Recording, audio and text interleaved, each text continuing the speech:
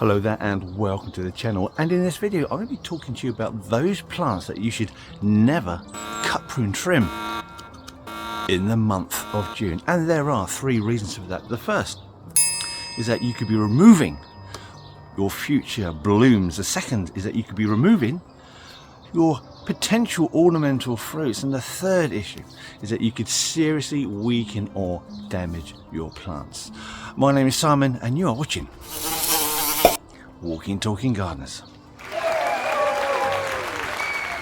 Now, I'm not going to be including every single plant in the world that shouldn't be cut back in June. I will be talking about the most common ones that you'll see here in the UK. If there's any extras you'd like to add, you're more than welcome to do so. Put that in the comments.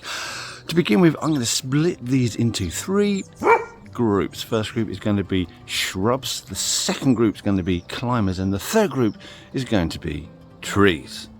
Let's get to it. Group number 1, shrubs. Thank you very much, posh voiceover man.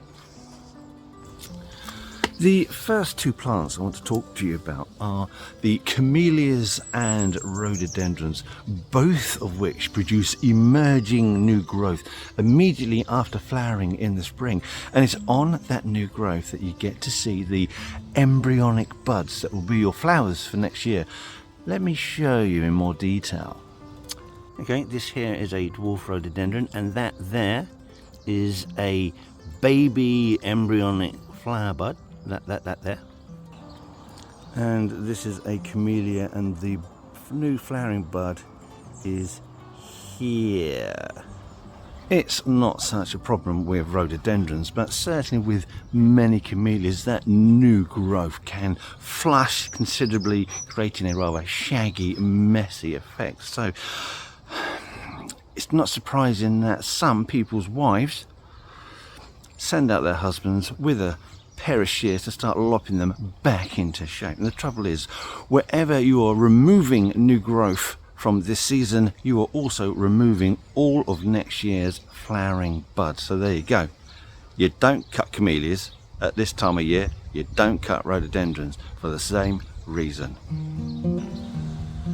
Now take a look at this absolutely shaggy mess. This is a Forsythia, and if you look here, you've got that woody growth with this spring's spent blooms on it. And then you've got the new growth coming off here, which is the bit I want to talk to you about. Unlike rhododendrons and camellias, there are no buds being produced on that new wood. However, it is that new wood that will produce the buds come the spring. So once more, if you remove any of that new growth from your Forsythia, you will be removing the part of the plant that's going to produce next year's flowers. So you don't do it, you'll just have to put up with it.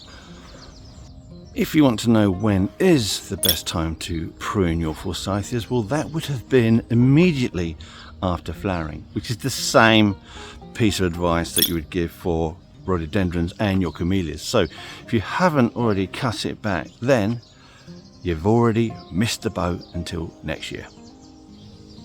This shaggy mess here is the Philadelphus coronaris, which is an absolutely gorgeous mid-summer blooming plant. The flowers on this are truly wonderful, and the scent, oh, absolutely gorgeous. Look at it, what a mess. Branches all over the place, but the plant will bloom at the apical tip in here, and at the moment you still can't even see if there's even a bud waiting to come out, but believe me, there will be one in there. So if you cut this back now, you've ruined this year's display. You are not going to get a flowering until next year. So to be clear, the flower buds are formed on the apical tip of the new growth that comes off of the last year's old brown wood. But be aware that as these flower buds are formed, they are going to be green. You can't see they're there really until they're open. So always check before you cut these that the buds aren't in place, because again, you cut those, you will not be getting any more. And also, these plants, they are prone to getting aphid infections. It's a nasty little habit they have. Can you spray for it? Possibly if the plant isn't too big, or alternatively pick those off if you don't want to use chemicals. Just be aware of it, manage it as you see fit.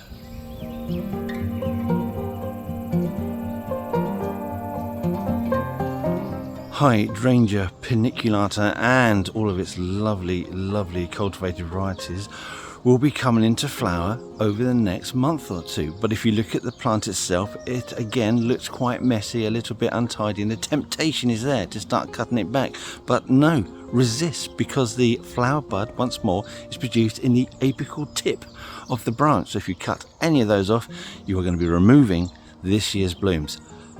Just say no.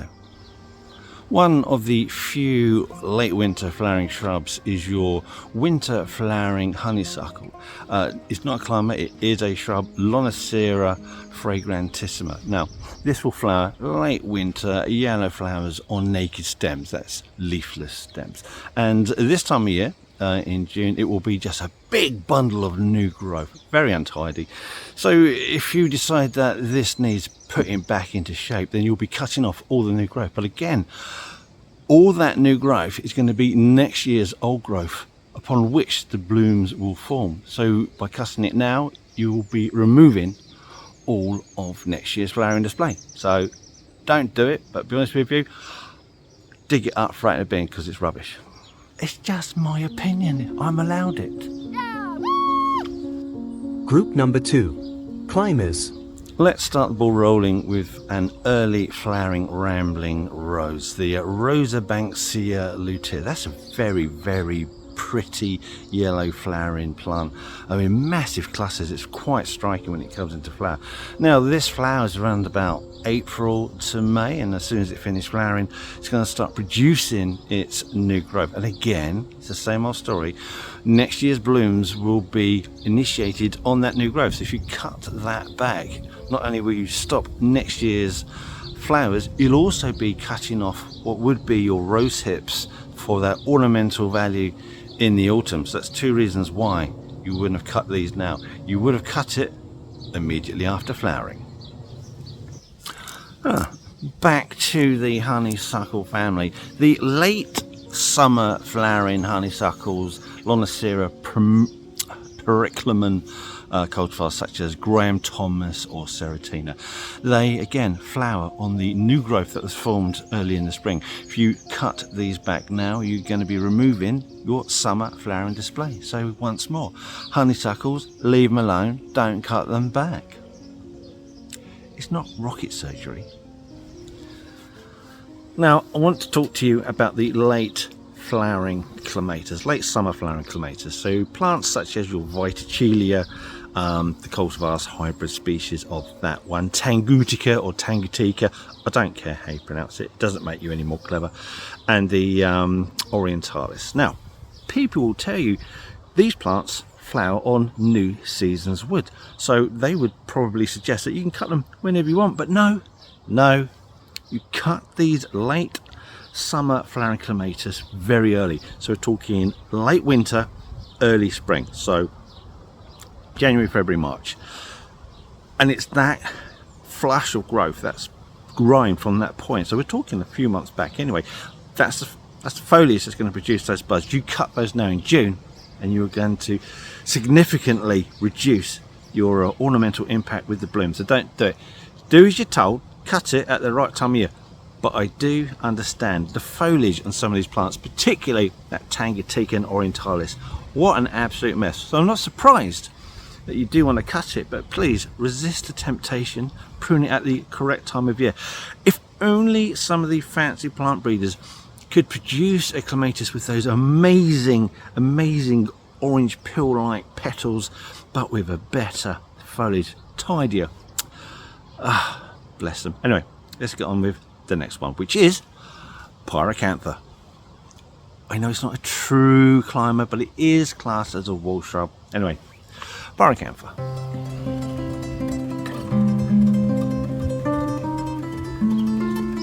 So, Pyracantha, as I said, from the Greek, pyre meaning fire and acanthos meaning thorn. Put them together, you have the common name fire thorn. It's all very convenient. Now, do not cut these plants now in June, and I know that you want to, because as soon as that gorgeous, excellent almost cloud-like bloom has finished, which is now, you're going to start getting that browning off of the blooms. It looks very messy and untidy, and it is difficult to resist cutting them because you want to. I want to, but don't. If you cut them now, although it will look tidy, all those blooms you've removed, well, they were going to produce your ornamental, colourful berries in the end of the summer, and nobody wants that.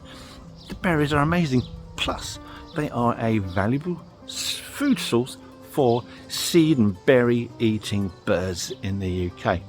When is the best time to cut these? Well, obviously, immediately after their ornamental berries have faded and disappeared. And alternatively, if you want to, cut them again at the end of the winter before the new growth starts. Just be aware, they do tend to produce most of the blooms coming off of 2-year-old woods, so you don't tend to mess about too much with pyracanthas. Certainly don't cut them now, but if you have to, then immediately after berrying, so that's different to the other plants where we're talking about immediately after flowering. And if say for example you're growing a hedge, then you do have the opportunity end of the winter to do a cut then as well.